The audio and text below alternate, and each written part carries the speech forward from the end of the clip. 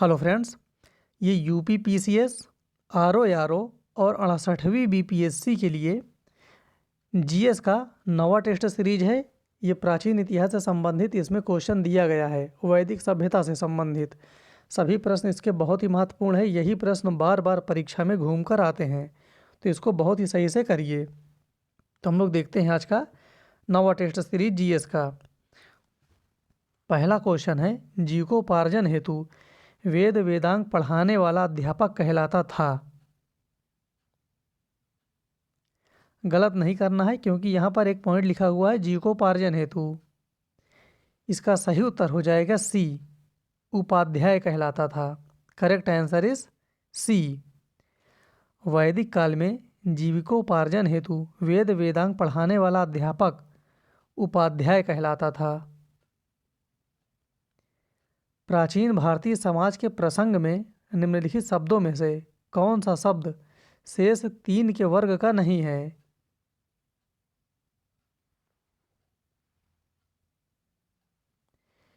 इसमें से कुल, वंश और गोत्र ये एक ही शब्द से संबंधित हैं, एक ही कुल से। बाकी जो कोश है ये अलग है, तो इसका सही उत्तर हो जाएगा सी। प्राचीन भारतीय समाज के संदर्भ में कुल, वंश तथा गोत्र परिवार से संबंधित हैं। ऋग वैदिक काल के प्रारंभ में निम्न में से किसे महत्वपूर्ण मूल्यवान संपत्ति समझा जाता था?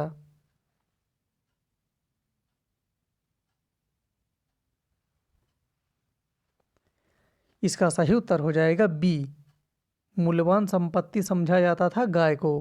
Correct answer is B. Rigveda काल के प्रारंभ में गाय को महत्वपूर्ण संपत्ति समझा जाता था। इस काल में गाय विनिमय का माध्यम होती थी, लेन देन का माध्यम गाय हुआ करती थी। ऋग्वेद में अघन्या का प्रयोग किसके लिए किया गया है?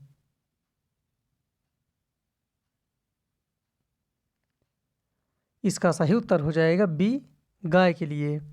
Correct answer is B. वैदिक कर्मकांड में होता का संबंध है।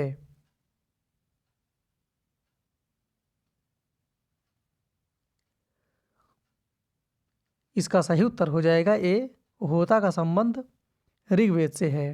Correct answer is A. Rigveda काल की मूल लिपि क्या थी?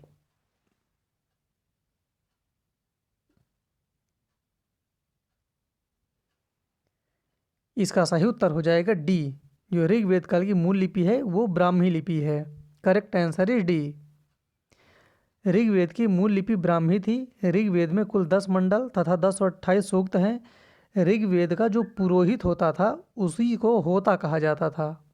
ऋग्वेद के पुरोहित को होता कहते हैं। ऋग्वेद में सर्वाधिक संख्या में मंत्र संबंधित हैं। किसके लिए सबसे अधिक मंत्र दिए गए हैं? तो देखिए, जो सबसे अधिक मंत्र दिए गए हैं वो दिया गया है इंद्र के लिए। यहाँ पर इंद्र ऑप्शन नहीं है, तो उसके बाद सेकंड नंबर का इसमें उत्तर होगा, और इसका सही उत्तर हो जाएगा ए, अग्नि से। Correct answer is A. Rigveda में सर्वाधिक संख्या में मंत्र इंद्र को समर्पित हैं तथा दूसरे नंबर पर अग्नि को। ऋग्वैदिक धर्म था, किस प्रकार का धर्म था?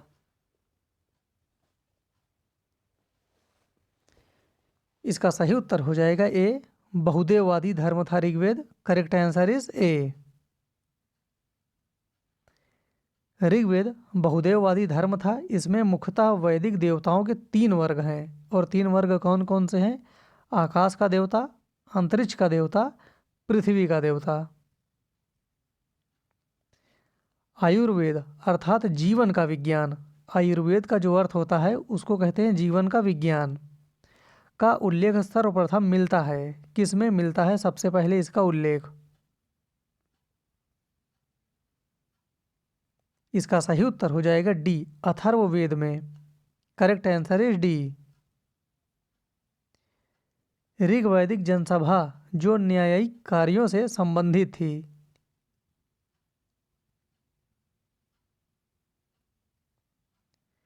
इसका सही उत्तर हो जाएगा ए, सभा। ऋग्वेद काल में जो सभा थी ये न्यायिक कार्य से संबंधित थी। बहुत ही महत्वपूर्ण प्रश्न है ये।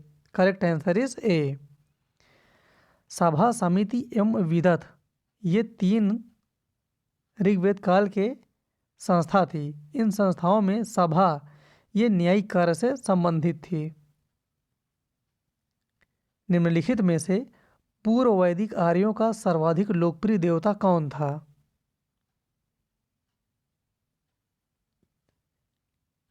इसका सही उत्तर हो जाएगा D, Indra. Correct answer is D. उस जनजाति का नाम बताइए जो ऋग्वैदिक आर्यों के पंचजन से संबंधित नहीं है।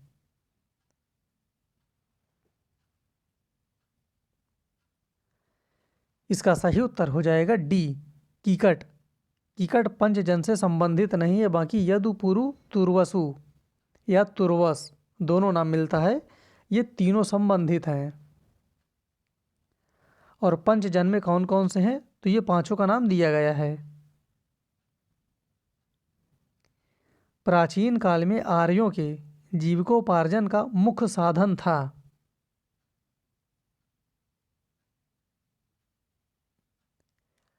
इसका सही उत्तर हो जाएगा ए, कृषि। Correct answer is A. आर्य संस्कृति मूलतः पशुपालक और कृषक संस्कृति थी। निम्न में से किस नदी को ऋग्वेद में माते तमा, देवी तमा एवं नदी तमा से संबोधित किया गया है?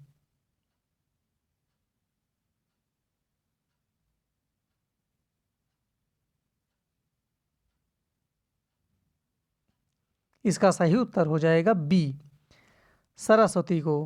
Correct answer is B. Rigveda में सरस्वती को माते तमा, देवी तमा एवं नदी तमा कहा गया है। ऋग्वेद में उल्लिखित प्रसिद्ध 10 राजाओं का युद्ध किस नदी के किनारे लड़ा गया था? इसका सही उत्तर हो जाएगा ए, पप।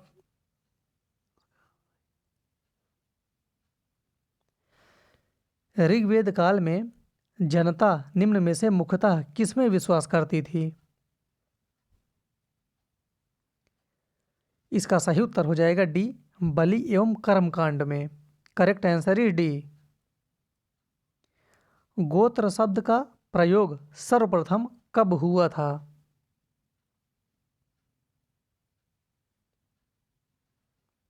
इसका सही उत्तर हो जाएगा बी, गोत्र शब्द का सबसे पहले प्रयोग ऋग्वेद में हुआ है। Correct answer is B. गोत्र शब्द का सर्वप्रथम उल्लेख ऋग्वेद में हुआ था। गोत्र शब्द का अर्थ होता है गोष्ठ अथवा वह स्थान जहाँ समूचे कुल का गोधन पाला जाता था। उत्तर वैदिक काल में निम्नलिखित में से किनको आर्य संस्कृति का केंद्र समझा जाता था?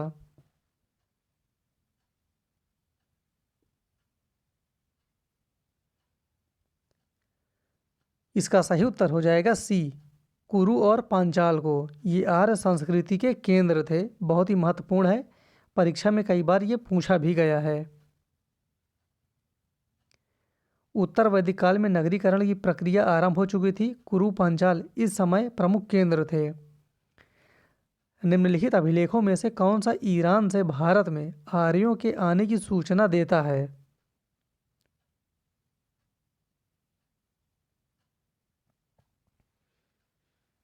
इसका सही उत्तर हो जाएगा सी, बोगज कोई अभिलेख। Correct answer is C. यहाँ पर बोगज गोई और बोगज कोई ये दोनों नाम मिलता है, तो याद रखेंगे इसको। निम्नलिखित में से किसने आर्यों का आदि देश के बारे में लिखा था?